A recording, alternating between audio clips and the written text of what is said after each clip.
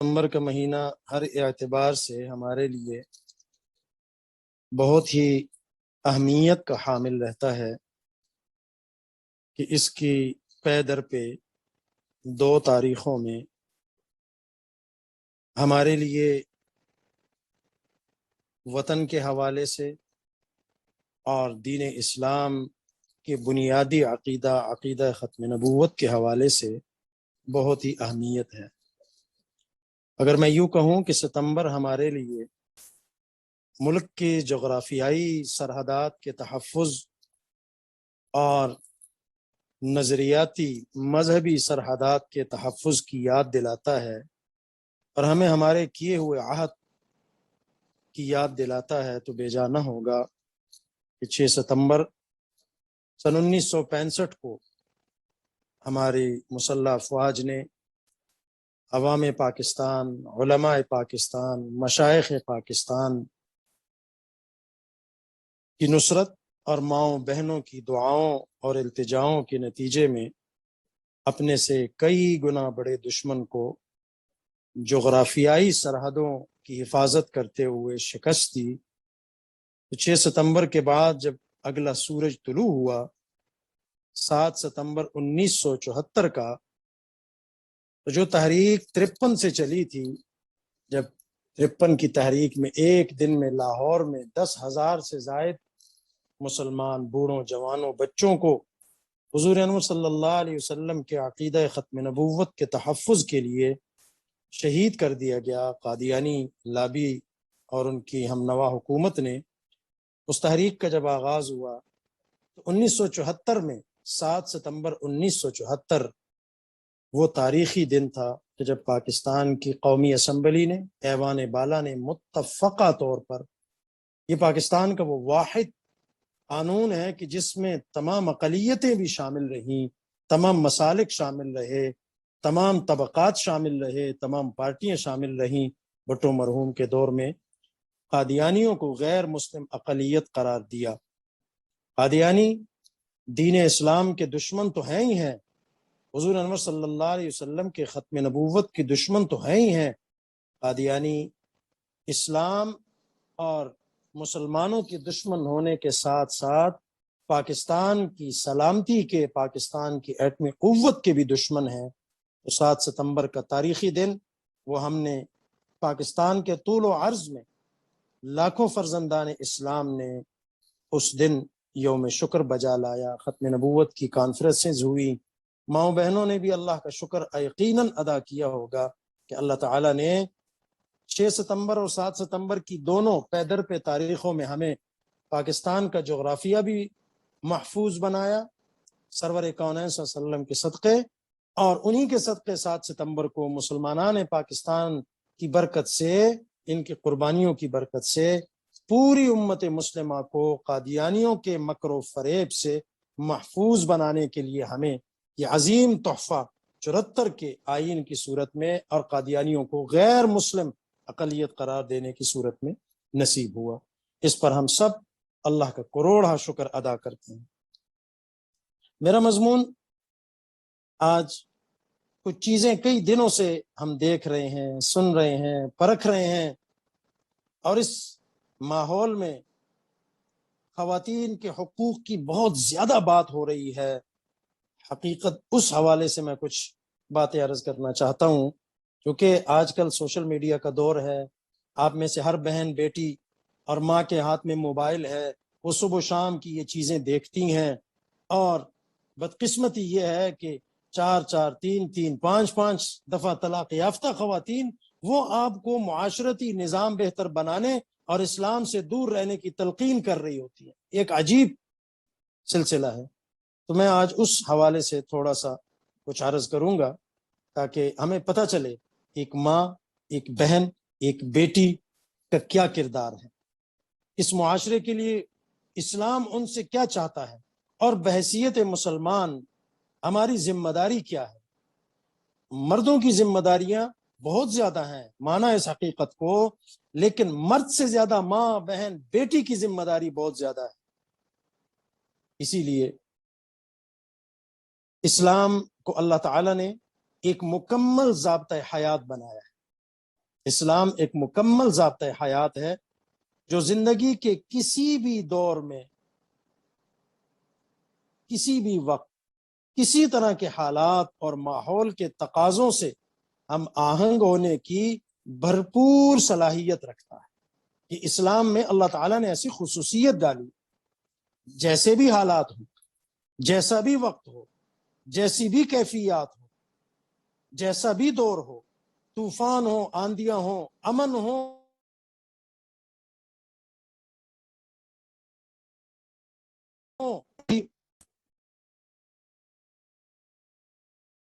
اہم مقام عطا فرمایا ہے، اور اس کو ہم آہنگ ہونے کی بھرپور صلاحیت رکھنے کی اللہ تعالیٰ نے توفیق عطا فرمائی۔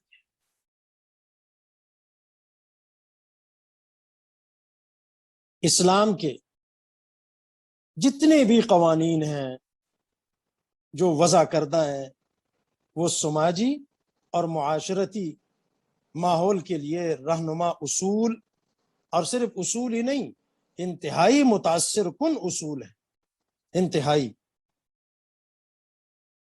خصوصی طور پر میں یہاں آپ کو سمجھانے کے لیے عرض کروں گا کہ جس معاشرے میں ہم رہتے ہیں، اس معاشرے کے 3 ایسے ستون ہیں جو کسی بھی معاشرے کے افراد کی تربیت میں حد درجہ مؤثر کردار ادا کرتے ہیں۔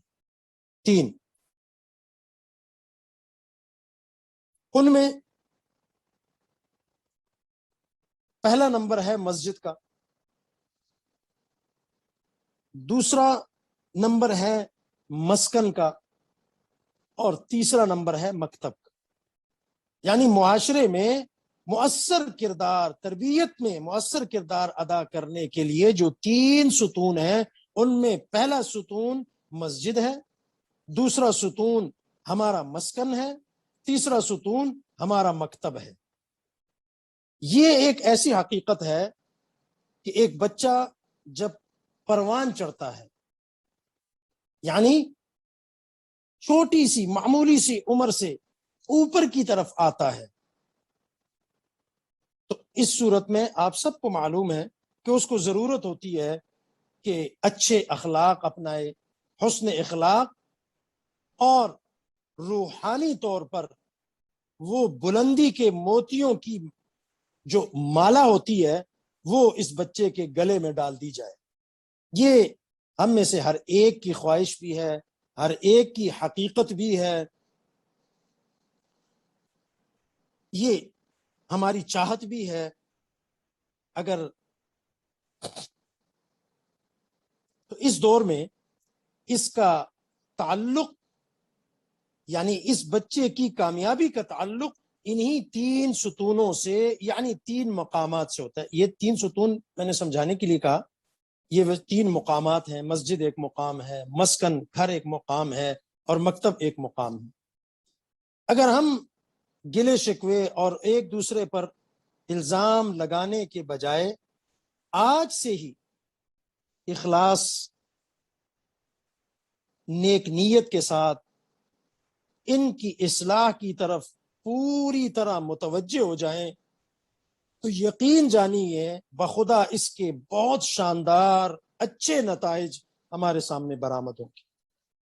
بدقسمتی یہ ہے کہ ہم نے ان ساری چیزوں کو چھوڑ دیا ہے، اس کی طرف ہماری توجہ نہیں، ہماری توجہ مادیت کی طرف ہے، ہماری توجہ آج معاشرے کی ان 3 ستونوں سے ہٹ کر مادیت کی طرف ہے، دنیا کی طرف ہے۔ حالانکہ بقا تو اللہ کو ہے اور اللہ کے نظام کو ہے۔ جب بقا اس میں ہے تو کامیابی بھی اسی میں ہے۔ عقل مند آدمی وہ ہوتا ہے جو اپنے لیے لمبی سوچے۔ عارضی سوچنے والا عقل مند نہیں ہوتا، بے وقوف ہوتا ہے۔ اس لیے ان 3 چیزوں کے بارے میں اب ہم تھوڑی سی اس پر روشنی ڈالیں گے اور سوچیں گے کہ یہ 3 چیزیں ہم نے کیوں کہا، کہ اس سے ایک بچے کی گروتھ ہو سکتی ہے، اس سے ایک بچے کی زندگی پر مثبت اثرات پڑ سکتے ہیں۔ آج آپ دیکھتے ہیں کیا ہر ماں پریشان نہیں ہے اپنی اولاد کے لیے، اپنے شوہر کے لیے، اپنے گھر کے ماحول کے لیے؟ کیا ہر بہن نہیں پریشان؟ کیا ہر بیوی اپنے شوہر اپنے بچوں کے لیے نہیں پریشان؟ آخر اس پریشانی کے اسباب کیا ہیں؟ وہ اسباب ان تین مقامات سے ناطا توڑنا اور اس کی اصلاح نہ کرنا۔ اب یہ تینوں چیزیں، یہ تینوں مقامات، یہ تینوں ستون ایسے ہیں کہ اس سے ہمارے بچے نے گزرنا ہے، اس کی تربیت یہیں سے ہونی ہے، اور ہم اس کو اہمیت نہیں دیتے، لہٰذا ہم پھر کل کو بڑے ہو کر جب یہ بڑے ہوتے ہیں پھر ہم روتے ہیں۔ تو تین ستون اور تین مقامات میں پہلا مقام جو میں نے بیان کیا وہ مسجد کا ہے۔ مسجد اگر ہم نبی کریم صلی اللہ علیہ وسلم کے مبارک دور سے دیکھیں تو دور نبوی میں مسجد کی افادیت اور اس کے معاشرتی کردار پر اگر آپ غور و خوض کریں تو آپ کو پتہ چلے گا کہ مسجد مسلمانوں کی پارلیمنٹ ہے۔ مسجد مسلمانوں کے لیے پارلیمنٹ ہاؤس کا درجہ رکھتی تھی، جہاں سے اسلامی ریاست کے امور مملکت کو چلایا جاتا تھا۔ مسلمانوں کے لیے مسجد ایک ہائی کورٹ، سپریم کورٹ کا درجہ رکھتی تھی، جہاں بیٹھ کر آقائے نامدار ہمارے سرتاج خاتم النبیین جناب محمد الرسول اللہ صلی اللہ علیہ وسلم اور آپ کے بعد آپ کے خلفائے راشدین فیصلے صادر فرمایا کرتے تھے۔ مسجد مسلمانوں کا جی ایچ کیو بھی تھا کہ جہاں سے اعلاء کلمت اللہ کے لیے، اللہ کے دین کی سربلندی کے لیے، اسلام کا علم بلند کرنے کے لیے، اسلام کی دعوت و تبلیغ کے لیے، طاغوتی طاقتوں کی سرکوبی کے لیے لشکروں کی تشکیل ہوا کرتی تھی۔ روزانہ کی بنیاد پر لشکروں کو روانہ کیا جاتا تھا، اور اس سے بڑھ کر مسجد نبوی صلی اللہ علیہ وسلم سے متصل صفہ شریف کا چبوترا اس زمانے میں متصل تھا، اب مسجد نبوی میں شامل ہے، اللہ ہم سب کو بار بار لے کر جائیں۔ صفہ شریف کا چبوترا یہ پہلی اسلامی یونیورسٹی تھی جہاں سے نبی اکرم جناب رسول اللہ صلی اللہ علیہ وسلم کے زیر سایہ شفقت تعلیم اور تربیت، کہ آپ کے سایہ شفقت میں تعلیم و تربیت اور تالیف و تدوین کے نمایاں کارنامے سر انجام دیے جاتے تھے۔ یہی مسجد تھی جو مسلمانوں کے لیے اتحاد و یکجہتی کی علامت اور ایک مرکز سمجھا جاتا تھا۔ آج کے دن بھی اگر میں آپ کو مثال دے دوں تو آپ حیران ہو جائیں گے۔ ابھی ہمارے پڑوس میں 31 اگست 2021 کی وہ تاریخ آپ کو نہیں بھولی ہوگی جب آخری امریکی افغانستان کی سرزمین پر 20-21 سال کی دنیا کی طاقتوں کو ساتھ ملا کر ان نہتے مسجد کی چٹائی پر بیٹھنے والوں، مسجد میں سونے والوں، مسجد میں کھانے والوں، مسجد کی تعلیم حاصل کرنے والوں کے سامنے گھٹنے ٹیک کر اور شکست خوردہ ہو کر افغانستان کی سرزمین سے نکلا۔ یہ کیا ہمیں یہ جو پیچھے میں نے مسجد کا پس منظر بتایا اس کی یاد نہیں دلاتا؟ آج کا ملا عمر، آج کے حقانی، یہ سارے اسی مسجد کی پیداوار ہیں اور اسی مسجد کو اپنا مرکز بنا رہے ہیں۔ آج ضرورت اس بات کی ہے کہ مساجد کے نظام تعلیم و تربیت کی طرف بھرپور توجہ دی جائے، ان کو عظیم علمی اور روحانی بلندیوں کی آماجگاہ بنایا جائے۔ مسجدوں کے انتظام و انصرام ہمارے اپنے ہاتھوں میں ہیں۔ اگر ہم چاہیں تو اپنی نسل نو کی علمی آگاہی اور ان کی فکری اصلاح کے لیے ان مساجد کو احسن انداز سے، بہترین انداز سے استعمال کر سکتے ہیں۔ فکر آخرت کی بیداری اور اتحاد امت کے لیے مسجد سے زیادہ موزوں جگہ کوئی نہیں ہو سکتی۔ اگر ہے تو آپ بتا سکتے ہیں۔ اسلام میں مسجد کی فضیلت کے حوالے سے ہمارا یہ رویہ خدا کے غضب کو دعوت دینے کے مترادف اور ہماری نئی نسل کو مسجدوں سے متنفر کرنے کا سبب ہے جو آج ہم نے روا رکھا ہوا ہے۔ مسجد کے بارے میں سرور کونین صلی اللہ علیہ وسلم کیا فرماتے؟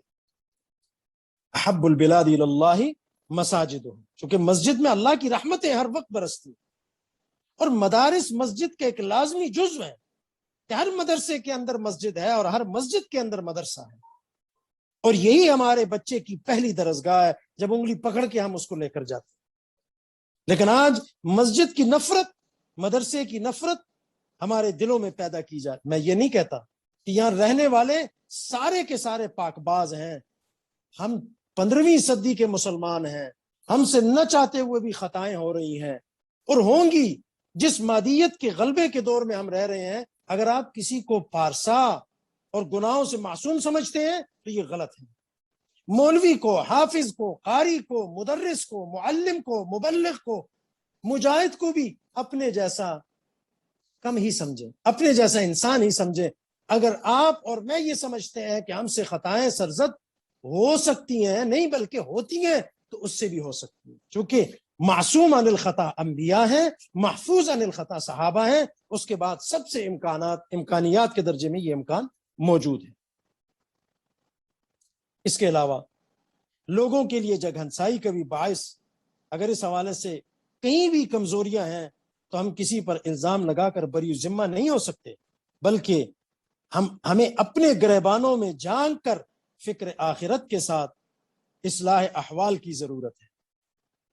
ہم میں سے اگر ہر ایک یہ ٹھان لے کہ میں نے صحیح بننا ہے، جب میں خود صحیح نہیں بنوں گا، کوشش نہیں کروں گا، تو میرے زیر سایہ لوگ کیسے اچھے بن جائیں گے؟ میرا گھر کیسے تبلیغ کی آماجگاہ بنے گی؟ مسجد جیسا ماحول پیدا ہوگا، مکتب جیسا ماحول پیدا ہوگا، معہد جیسا ماحول پیدا ہوگا؟ نہیں ہو سکتا، اس لیے کہ میں خود بننے کی کوشش نہیں کر رہا۔ تو ہمیں فکر آخرت کے ساتھ اصلاح احوال کی ضرورت ہے، تاکہ یہ مراکز ہماری آنے والی نسل کے لیے بہترین تربیت گاہ بن سکیں۔ علامہ اقبال مرحوم نے کیا خوب فرمایا تھا، مسجد مرثیہ خواہیں کہ نمازی نہ رہے، یعنی وہ صاحب اوصاف حجازی نہ رہے، رہ گئی رقم آزاں روح بلالی نہ رہی، فلسفہ رہ گیا تلقین غزالی نہ رہی۔ تو یہ تو تھی مسجد کے بارے میں کہ ہمارے لیے آگے بڑھنے کے لیے جو 3 بنیادی ستون، 3 مقامات ہیں، ان میں سے پہلی مرکزی حیثیت جس مقام کو حاصل ہے وہ مسجد ہے، اور مسجد کے ساتھ ہمارا ناطقہ، ہمارا تعلق جتنا مضبوط ہوگا اتنا ہم ترقی کریں۔ دوسرا مقام، دوسرا ستون وہ مسکن ہے۔ ہمارے معاشرے کا یہ بھی ایک اہم ترین ستون ہے کہ ہمارا مسکن، یعنی ہمارا گھر، جو کہ ہمارے بچے کی پہلی درسگاہ کا درجہ رکھتا ہے، جو نقوش، جو ذائچے، جو نقش و نگار بچے کے ذہن کی کوری پلیٹوں پر گھر کا ماحول ثبت کر سکتا ہے، منقش کر سکتا ہے۔ بسا اوقات عمر بھر کے حوادثات، زمانے میں جو ہمارے ساتھ حوادثات پیش آتے ہیں، عمر بھر کے حوادثات زمانہ بھی اس کو مٹا نہیں سکتے۔ آپ نے دیکھا ہوگا بہت سے بڑے لوگ ہوتے ہیں، ان کے اندر بچپن کی عادتیں موجود ہوتی ہیں، نہیں جاتی، اس لیے کہ انہوں نے گھر کے اندر ایسا ماحول دیکھا ہوتا ہے، ایسا فتنہ فساد اور بگاڑ دیکھا ہوتا ہے کہ جو ان کے دماغوں پر نقش ہو جاتا ہے۔ اور بعض اوقات ایسی اچھی چیزیں سامنے آتی ہیں۔ مثال کے طور پہ میں آپ کو بتاتا ہوں، ہمارے گھر میں ہمارے بھانجے، بھتیجے، بچے، آج ہمارے مرشد پاک حضرت جی ہزاروی نور اللہ مرقدہ کو دنیا سے گئے ہوئے 1.5 سال کا عرصہ گزر گیا۔ وہ بچے جن کو بھی دنیا کے بارے میں پوری طرح نہیں پتا، شام کو سوتے ہوئے وہ کلمہ طیبہ کا ورد کرتے ہیں، اذان ہوگی خاموش ہو جاتے ہیں۔ کئی سارے بچے، کیوں؟ جب اذان ہوتی تو حضرت بچوں سے فرماتے خاموش، اور ان کے سامنے خاموشی، اور ان کے سامنے رات کو جب سوتے تو حضرت کلمہ طیبہ کا ورد کرتے، بچوں کو تلقین کرتے، یعنی ان کے سامنے جو عمل کرتے اور پیار محبت میں جو ان کو سکھاتے وہ بچوں کے ذہنوں پر نقش ہو گیا۔ آج 1.5 سال کا عرصہ گزر گیا، حضرت دنیا سے تشریف لے گئے. ہمارے کئی بچے جب گھر سے وہ نکر پہن کے رات کو سوتے ہوئے صبح کو نکلتے ہیں تو وہ دروازے سے پہلے جھانکتے ہیں کہ کہیں دادا ابو تو نہیں ہے، نانا ابو تو نہیں ہے. یہ نقوش ان کے ذہن پہ ایسے نقش ہو گئے ہیں کہ ہمیں خود رشک آتا ہے. اور اب بڑے ہو کر بھی یہی چیزیں اپنے بچوں کو اگر اللہ نے چاہا تو یہ سکھائیں گے. تو یہ ہر گھر کا ایک ماحول ہوتا ہے، ہر گھر کے اندر. تو چونکہ بچے کے لیے مسجد سے بھی پہلی درسگاہ گھر ہوتی ہے، اور وہاں جو چیزیں ان کے سامنے ہوں گی تو ان کی پلیٹیں، دماغ کی پلیٹیں تو کوری ہیں، ان کوری پلیٹوں پر گھر کا ماحول ثبت ہوتا ہے، منقش ہوتا ہے. گھر کے ماحول کو اگر ہم اسلامی روایات کے مطابق ڈھالیں گے تو ہمیں کامیابیاں ملیں گی. یاد رکھیں میری ماؤں، بہنوں، بیٹیوں، گھر کے ماحول کو اسلامی روایات کے مطابق ڈھالنا، اسلامی روایات کو گھر میں لانا، داخل کرنا، اپنی زندگی اسلامی روایات کے مطابق ڈالنا، اور اسی سے بچے اخذ کریں گے. یہ ہم سب کی بنیادی ذمہ داریوں میں سے ایک بہت بڑی ذمہ داری ہے. بدقسمتی ہے کہ آج ہم اس ذمہ داری سے سبق دوش. یہ کیوں ہماری ذمہ داری ہے؟ کیونکہ قرآن پاک نے حکمن ہمیں ارشاد فرمایا ہے کہ اپنے آپ کو اور اپنے اہل خانہ کو جہنم کی آگ سے بچا لو. یہ قرآن کریم میں صراحتاً حکمن ارشاد ہے. گھر کی چار دیواری کے اندر ہماری اپنی حکومت ہے، آزاد حکومت ہے. گھر کے اندر ہم پر کسی حکمران کی حکومت نہیں ہے، کسی چھاونی کا جبر نہیں ہے، کسی اغیار کی جو پالیسیاں ہیں، جو ان کے معاشرتی اقدار ہیں، وہ ہمارے اوپر لاگو نہیں ہوتے. کیونکہ جب میں گھر کے اندر قدم رکھتا ہوں تو حکمران میں ہوں. جب میں گھر کے اندر قدم رکھتا ہوں تو سارے معاشرتی اقدار میرے نافذ کیے ہوئے ہیں. اب میں جیسے اس کو بناؤں گا تو بچے اسی کو لیں گے. باہر بچہ اتنا نہیں رہتا، رات بھر گھر میں رہتا ہے، ناشتہ گھر میں، کھانا گھر میں، وہ 5 وقت کی نمازوں کے اوقات میں بچہ گھر میں رہتا ہے، ماں کی گود میں رہتا ہے، باپ کی گود میں رہتا ہے، ماؤں، بہنوں، بیٹیوں کے ساتھ کھیلتا ہے. تو گھر کے اندر تو کسی کی حکومت نہیں. گھر کی چار دیواری کے اندر ہماری اپنی آزاد حکومت اور ریاست ہے. معاشرے کے اصلاح کے لیے اس ستون کو، اس دوسرے ستون کو صحیح طریقے سے، صحیح بنیادوں پر استوار کرنا بے حد ضروری ہے. میاں بیوی سے ایک گھر کا آغاز ہوتا ہے، اور اسلامی تعلیمات ان دونوں کو انتہائی ذمہ دارانہ زندگی گزارنے کی تلقین کرتی. بچوں کو قابل رشک انسان، باعمل انسان، باعمل مسلمان بنانے کے لیے اچھے، عمدہ اور اعلیٰ اخلاق اور اچھی عادات کا درس دینے کی ابتدائی ذمہ داری انہی والدین پر عائد ہوتی ہے. اور یاد رکھیں، اس ذمہ داری سے آپ بری ذمہ نہیں ہو سکتے. آپ نے بچے کو مکان بنا دیا، آپ نے بچے کو گاڑی لے کے دے دی، آپ نے بچے کو بیکن روٹس اور فلاں فلاں فلاں فلاں جگہ پر پڑھا دیا، ان کی دنیا کی فکر کی. اگر ان کے اچھے اخلاق، عمدہ اخلاق، اچھی تربیت، اسلامی اقدار کا سبق ان کو نہ دیا، ان کی تربیت اس کے بارے میں نہ کی، تو یاد رکھیں کل قبر میں اور قیامت میں بارگاہ الہی میں آپ جواب دہ ہوں گے. سرور کونین کا سامنا ہونا ہے آپ کو صلی اللہ علیہ وسلم، اور آپ نے وہاں جواب دینا ہے. اسلام کیا کہتا ہے؟ قرآن کیا کہتا ہے؟ اللہ کیا فرماتے ہیں؟ ان الدین عند اللہ الاسلام. بے شک اللہ تعالیٰ کے نزدیک پسندیدہ دین، پسندیدہ طریقے وہ اسلام کے ہیں. اور اسلام ایک کامل مذہب ہے. اس کے کامل ہونے کا بھی اللہ تعالیٰ نے خود اعلان فرمایا، الیوم اکملت لکم دینکم واتممت علیکم نعمتی ورضیت لکم الاسلام دینا. میں نے تمہارے لیے دین کو مکمل کیا اور تم پر اپنی نعمتیں پوری کر دیں اور تمہارے لیے اسلام کو پسندیدہ دین بنایا.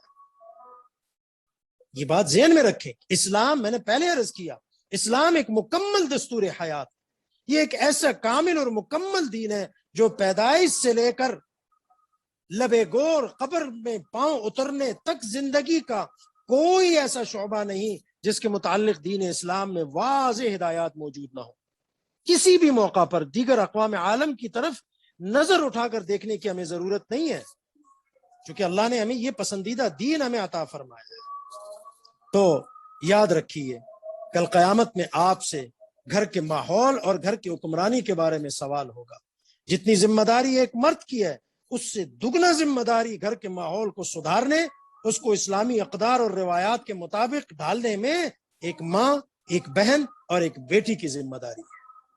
آج کل سوشل میڈیا نے ہماری زندگی کو بہت آسان کر دیا ہے، لیکن اس کے ساتھ ساتھ اس کا غلط استعمال ہمارے بچوں کے اخلاق اور ان کے کردار کی بگاڑ کا سبب بھی بن رہا ہے۔ اس لیے ہمارے حضرت جی رحمۃ اللہ علیہ بھی فرمایا کرتے تھے، اور میں بھی آپ سے درخواست گزار ہوں کہ گھروں میں اس کے صحیح استعمال پر توجہ دینے کی ذمہ داری بھی والدین پر عائد ہوتی ہے، صرف ایک مرد پر نہیں، ایک ماں، ایک بہن، ایک بیٹی پر بھی عائد ہوتی ہے کہ کہیں اس کا غلط استعمال اور اس کے بے جا استعمال بچوں کے کچے ذہنوں کو خرافات اور فحاشی کی طرف مائل نہ کر دیں۔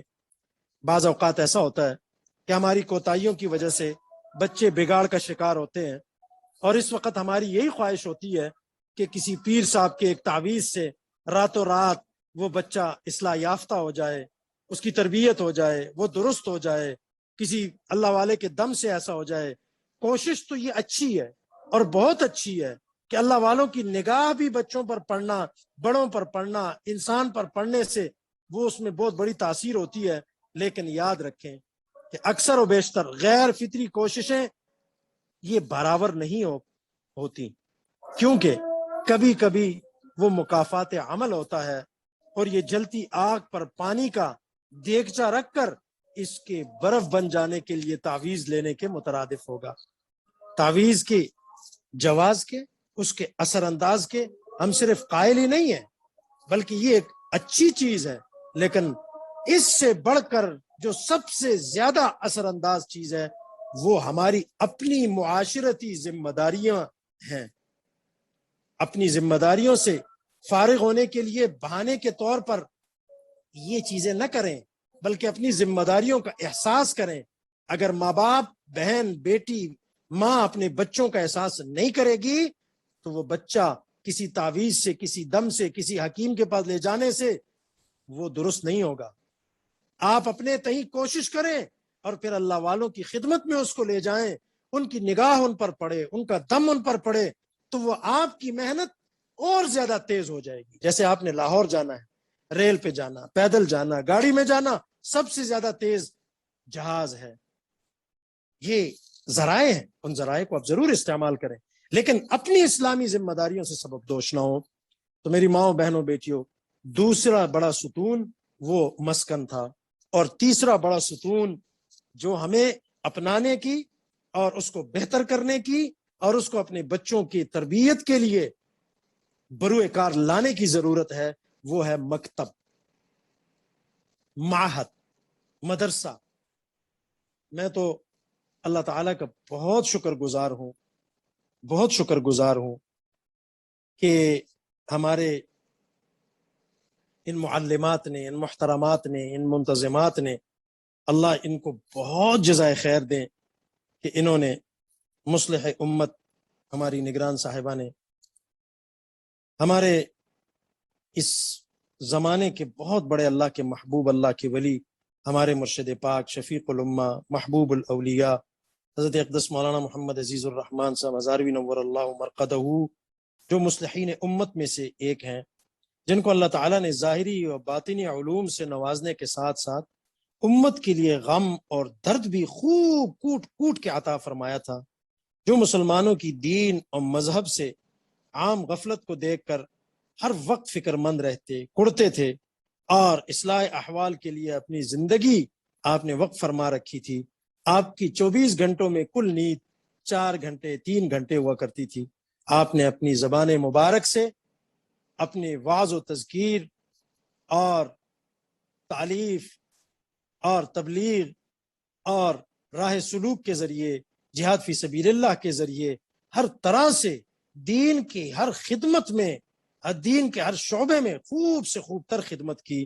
الحمدللہ انہی اصلاحی کوششوں کی، یہ جو حضرت کی کوششیں تھی، انہی اصلاحی کوششوں کے سلسلہ کی ایک بہت بڑی کڑی آپ کی خانقاہ زکریا ہے۔ آپ کے 500 کے قریب خلفائے کرام دنیا بھر میں خانقاہیں آباد کیے ہوئے، ہزاروں مدارس، مکاتب، مساجد کی طرح ایک کڑی ہمارا یہ معہد العزیز بھی ہے، جو آپ کے نام مبارک سے منسوب ہے، کہ حضرت رحمت اللہ علیہ کے نام مبارک سے اللہ تعالیٰ نے جو 5 بنیادی مضامین اسلام نے ہمیں دیے ہیں، یعنی عقائد کی درستگی، اعمال کی درستگی، معاملات کی درستگی، اخلاق کی درستگی، سلوک و احسان کے متعلق پائے جانے والی غفلتیں اور عقائد، اعمال، معاملات، اخلاق کے اندر سستیاں، کمزوریاں، ان کو دور کرنے کے لیے معہد العزیز بھی یہ کوشش ہے۔ اس کو حضرت کی سرپرستی رہی، حضرت کی دعائیں اس کے ساتھ رہیں، اور الحمدللہ آج انہی کی بدولت ہم سب کو یہ توفیق مل رہی ہے کہ اللہ تعالی ہمیں یہ سیکھنے کا ایک بہت بڑا، ماؤں بہنوں کے لیے انہوں نے 1 سالہ نصاب جو ترتیب دیا، انسان حیران ہو جاتا ہے، کہاں 6 سال کی محنت مشقت، 8 سال کی محنت مشقت، اور کہاں 1 سال میں ہمیں عقائد کی درستگی بھی مل رہی ہے، اعمال میں خوب لگاؤ بھی مل رہا ہے، معاملات کی درستگی، اخلاق کی درستگی، سلوک و احسان میں بڑھوتری ہمیں مل رہی ہے، کمزوریاں دور ہو رہی ہیں۔ اللہ تعالیٰ ان کو بہت جزائے خیر دے۔ تو میں عرض یہ کر رہا تھا کہ تیسری چیز جو ہے وہ مکتب ہے، اور انہی مکتب میں سے ایک مکتب معہد العزیز بھی ہے۔ مکتب کی کیا ضرورت ہے، اس کو سمجھنے کی ضرورت ہے۔ بچوں اور بچوں کی تعلیم و تربیت کے حوالے سے مکتب، معہد، جو درسگاہ کو کہتے ہیں، نام مختلف ہے نا، جامعہ، دارالعلوم، مکتب، معہد، ٹھیک ہے نا جی؟ تو درسگاہ کی اہمیت واضح ہے۔ بچوں کی تعلیم و تربیت کے حوالے سے درسگاہ کی اہمیت تو آپ سب کے سامنے واضح ہے، آپ سمجھتے ہیں۔ ان درسگاہوں میں کیا ہوتا ہے، یہاں مختلف مذاہب کے لوگوں کو پڑھنے کی، مسالک کے لوگوں کو آنے کی، سیکھنے کی اجازت ہوتی ہے۔ اس سے بہتر کیا ہوگا کہ یہاں اخلاص کے ساتھ اسلام کی اصولوں کے مطابق معیاری درسگاہوں کا قیام موجود ہے، اور مزید قیام کو عمل میں لایا جائے۔ لیکن ہمیں اس حقیقت کو بھی نظر انداز نہیں کرنا چاہیے کہ یہاں کی درسگاہوں میں بے شمار خوبیاں بھی ہیں، وہاں کچھ کمیاں بھی ہیں، لیکن خوبیاں بہت زیادہ ہیں جو حقیقی معنوں میں، ان خوبیوں کو جب ہم دیکھیں تو ہمیں سمجھ میں آئے گی کہ حقیقی معنوں میں اسلام کا تقاضا ہے یہ خوبیاں، یہ معاہد، یہ مکاتب۔ مثلا میں آپ کو مثال دیتا ہوں کہ ان معاہد میں، ان مکاتب میں، ان درسگاہوں میں حصول علم پر بہت محنت ہوتی ہے، سچ بولنا سکھایا جاتا ہے، مذہب اور انسانی حقوق کا تحفظ، قانون پر عمل داری، امانت و دیانت۔ پھر ذرا سی غلطی کا بھی احساس کرتے ہوئے ہمارے بچے فوراً لفظ معذرت، معافی، سوری، اور چھوٹے سے چھوٹے اگر آپ ان کے ساتھ اچائی کریں، چھوٹی سی چھوٹی نیکی کریں، چھوٹے سے چھوٹا احسان ان پر کریں، تو وہ آپ کو جزاک اللہ، شکریہ، تھینک یو بولتے ہیں۔ البتہ کم عمر بچوں اور بچیوں کی جنسی تعلیم پر اسلام کے نظام عفت اور عصمت کی روح سے ہمارے کچھ تحفظات دنیاوی اداروں پر موجود ہیں۔ ان کے یہ چیزیں ہمیں مذہبی طور پر بھی سوچنی چاہیے، اور ہمیں معاشرتی طور پر بھی سوچنی چاہیے۔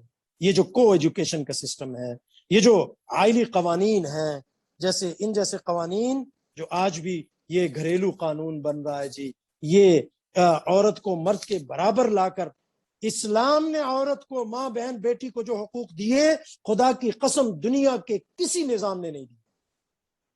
اسلام جتنا روشن خیال مذہب دنیا میں ہے ہی نہیں۔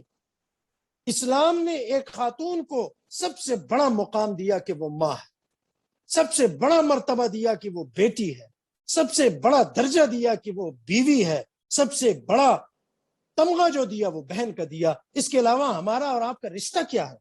ایک عورت یا ماں ہوتی ہے، یا بہن ہوتی ہے، یا بیوی ہوتی ہے، یا بیٹی ہوتی ہے، اس کے علاوہ اسلام نے کوئی رشتہ نہیں دیا، کوئی رشتہ۔ تو آج کل جو قانون سازیاں ہو رہی ہیں اس پر ہمیں بہت سے تحفظات ہیں، اور آپ سے بھی درخواست ہے کہ اس سے اپنے کو بچانے کی کوشش کریں۔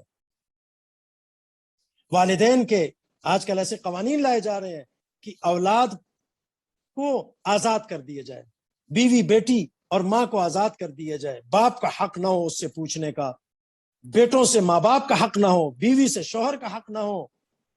یعنی والدین کے اختیار کو سلب کرنا بھی ملٹی کلچر سوسائٹی کے ماتھے پر ایک بدنما داغ ہے، ہمارے معاشرتی نظام پر، ہمارے انسانی نظام پر یہ ایک بدنما داغ ہے۔ عورت مرد کے تعلق کے حوالے سے مغرب کا جو نظام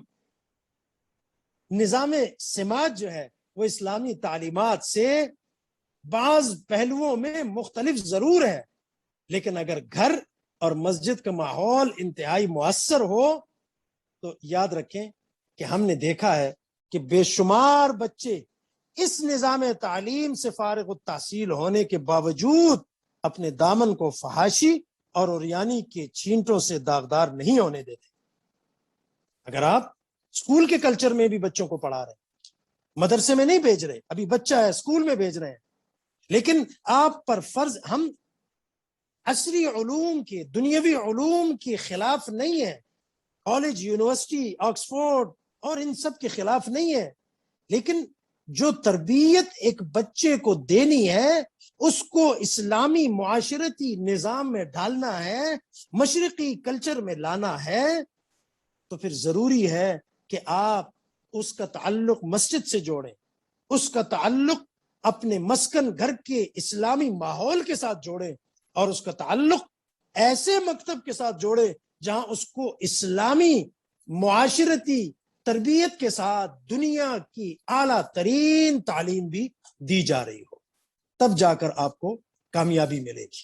ہمارا کہنا، ہمارا مدعا یہ ہے کہ اسلام نے ہمیں ہر طرح کا ماحول میسر کیا ہے، ہر طرح کا ماحول دیا ہے، اور ہم نے اسی ماحول اور اسی نظام تعلیم میں رہ کر ہم نے آگے بڑھنا ہے۔ اللہ تبارک و تعالی معہد العزیز کی معلمات صاحبات کو، معاونین کو، اور بالخصوص ہماری منتظمہ محترمہ کو بہت جزائے خیر دیں، اور جس نام سے یہ ادارہ منسوب ہے، رب العالمین ہمارے مرشد پاک رحمت اللہ علیہ کو بہت ہی جزائے خیر عطا فرمائے کہ انہوں نے ہمارے لیے دنیا میں بہت سارے خیر کے کام چھوڑے ہیں، ہمیں سکھایا کہ دنیا میں رہو تو کیسے رہو، ایسے رہو کہ جب دنیا سے جانے کا وقت آئے تو دنیا والے بھی آپ کی زندگی پہ رش کریں، اور جس کے پاس جا رہے ہو وہ اپنے فرشتوں کو ہمارے استقبال کے لیے بھیجیں، ہماری دنیا بھی اچھی ہو جائے، ہماری آخرت بھی اچھی ہو جائے، ہماری قیامت بھی اچھی ہو جائے۔ اور اس کے لیے ضروری ہے، ہمارے حضرت جی رحمت اللہ علیہ فرمایا کرتے تھے کہ 3 کام سنبھال لو تمہاری مزے ہی مزے ہیں دنیا میں۔ ہمیشہ فرماتے تھے کہ ہر وقت موت کو دل سے یاد رکھو، صبح اٹھتے ہوئے موت کو یاد رکھو، اللہ کا شکر ادا کرو، یا اللہ تو نے مرنے کے بعد مجھے ایک نئی زندگی دے دی، یہ سونا بھی تو ایک موت ہے نا، مرنے کے بعد مجھے نئی زندگی دے دی، میں تیرا شکر ادا کرتا ہوں۔ اللہ فرماتے ہیں تم میری نعمتوں پر شکر گزاری کرو تو میں اس میں تمہارے لیے اور ترقی عطا فرماؤں گا۔ اور موت ایک ایسی چیز ہے جو دنیا کی لذتیں، دنیا کی خواہشات سے انسان کو دور کر دیتی ہے۔ انسان دنیا کماتا بھی ہے، دیکھیں یاد رکھیں، میں ہمیشہ کہا کرتا ہوں دنیا کمانا گناہ نہیں ہے، دنیا سے محبت کرنا گناہ ہے۔ دنیا کمانا بری بات نہیں ہے، دنیا پڑھنا بری بات نہیں ہے، دنیا کی محبت دل میں ڈالنا، دنیا کا اثر قبول کرنا، یہ برائی اور گناہ کے کام ہے۔ تعلیم کے، دنیاوی تعلیم کے ہم مخالف نہیں ہیں، اس کے اثر سے اور اس کے نتیجے میں جو فحاشی، عریانی اور بد اخلاقی، بد کرداری ہمارے گھرانے میں آ رہی ہے، بے پردگی آ رہی ہے، اختلاط پیدا ہو رہا ہے، اس کے ہم مخالف ہیں، اس کو گناہ سمجھتے ہیں، اور وہ گناہ ہے۔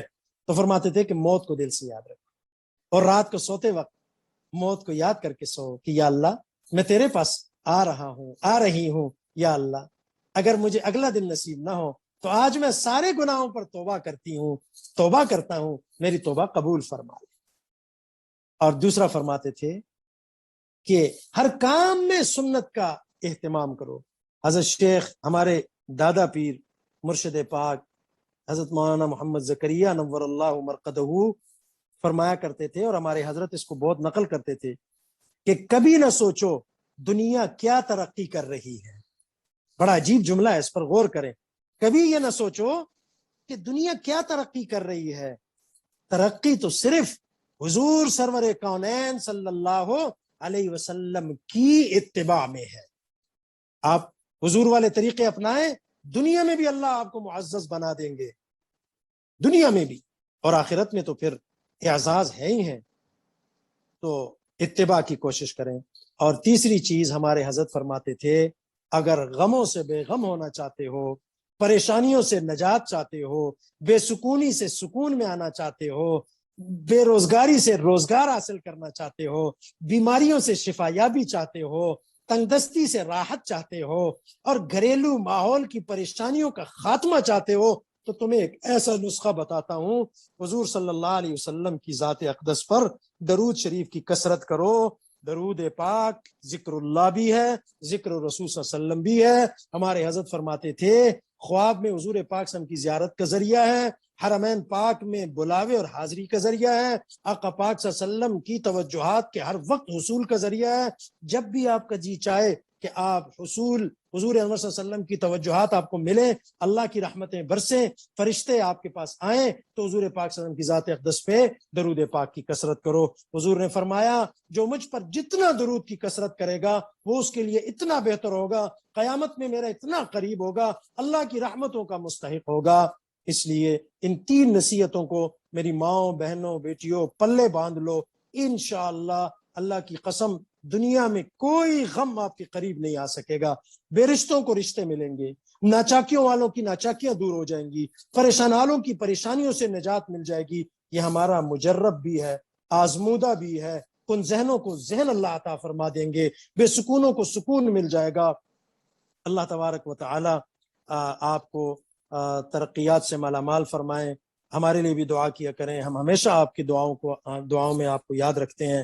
معہد کے لیے دعائیں کریں، معہد کے اساتذہ اور معاونین کے لیے دعائیں کریں۔ وآخر دعوانا ان الحمد للہ رب العالمین۔ کوئی سوال ہو تو میں حاضر ہوں، آپ سوال کر سکتے ہیں۔